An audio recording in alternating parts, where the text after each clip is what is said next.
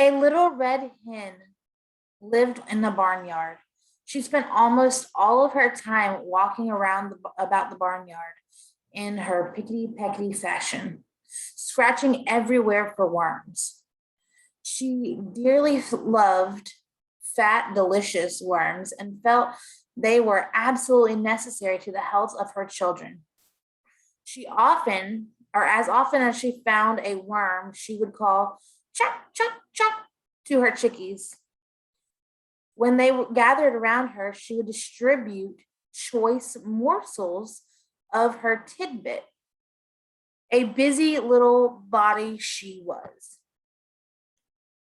A cat usually napped lazily in the barn door, not even bothering herself to scare the rat who ran here and there as he pleased.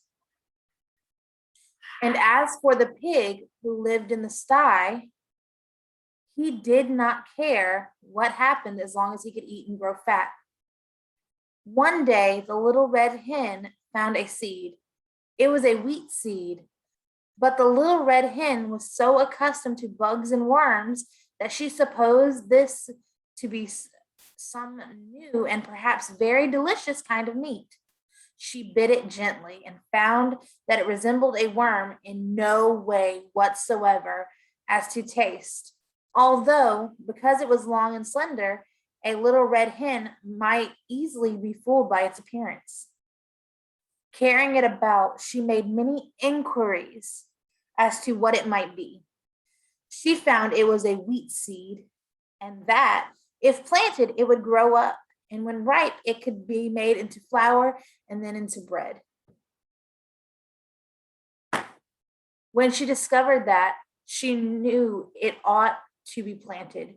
She was busy hunting food for herself and her family that naturally she thought she ought not take the time to plant it.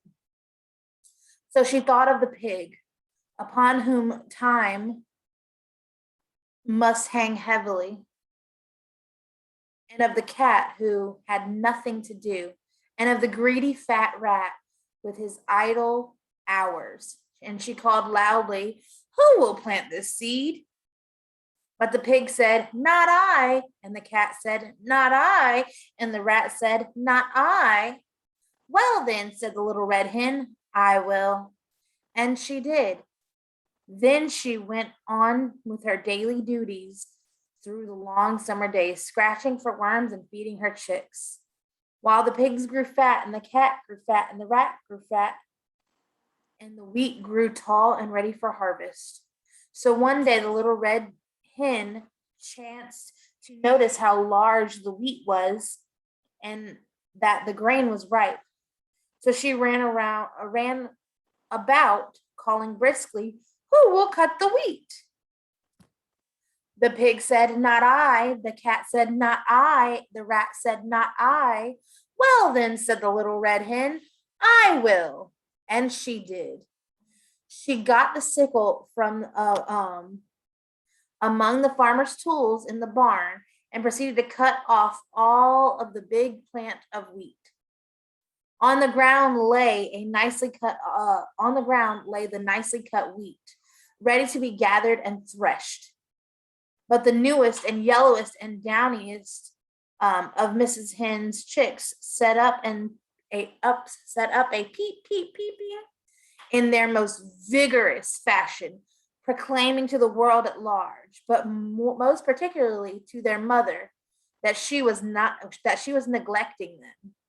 Poor little red hen, she felt quite bewildered and hardly knew where to turn.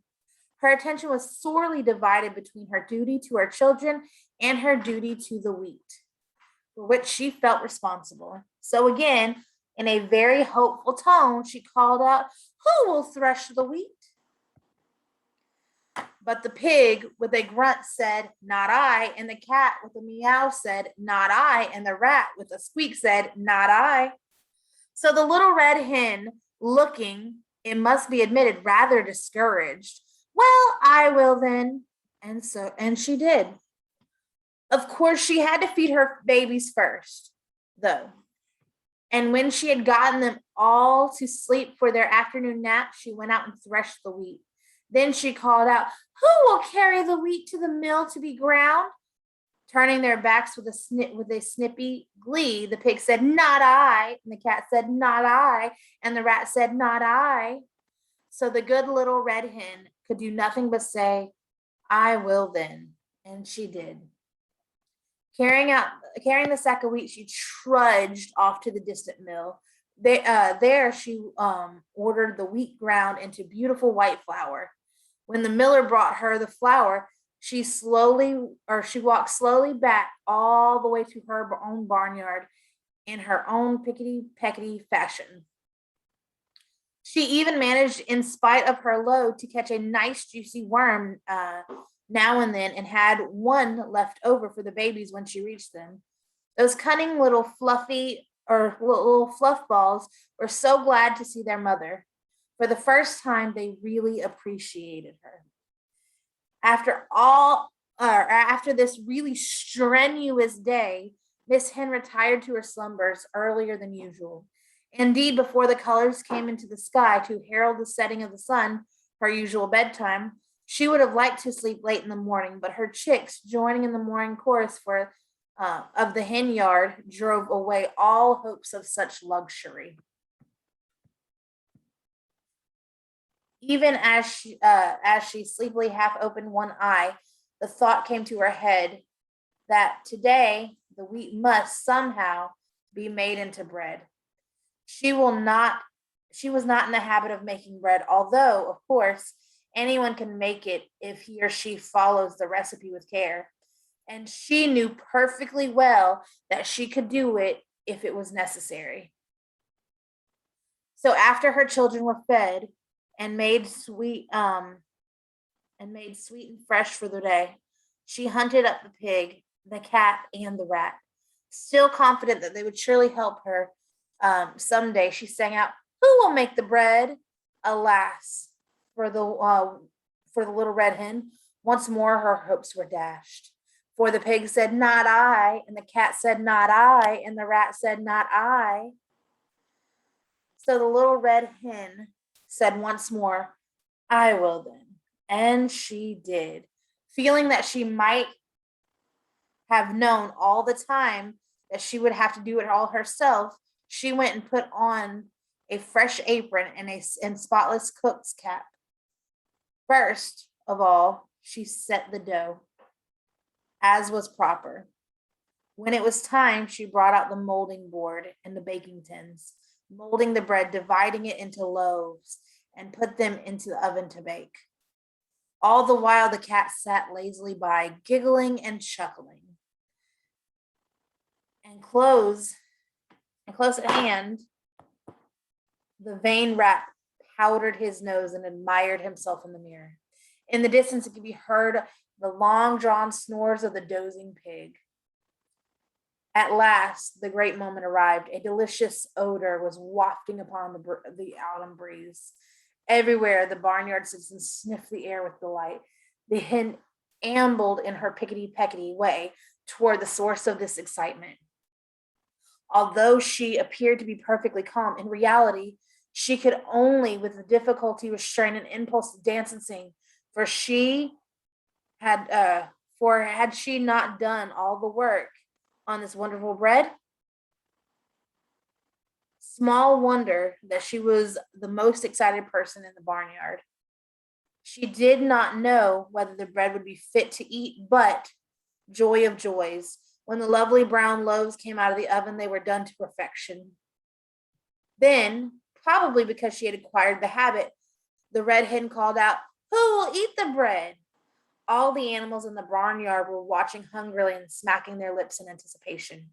And the pig said, "I will." And the cat said, "I will." And the rat said, "I will." But the little red hen said, "No, you will not, or no, you won't, I will." And she did. The questions for this are: which of the following statement best describes the theme of the text? So the big idea of the text. Make sure it matches the story. The second question says, which of the following quotes from the text best illustrates the theme? So If your theme is A, your answer for question number 2 needs to fit A. If your answer was B, your question needs to answer B. So you have to make sure the number 1 and 2 kind of match because they're both regarding the theme. Number 3 is, what does the word strenuous mean as used in paragraph 31?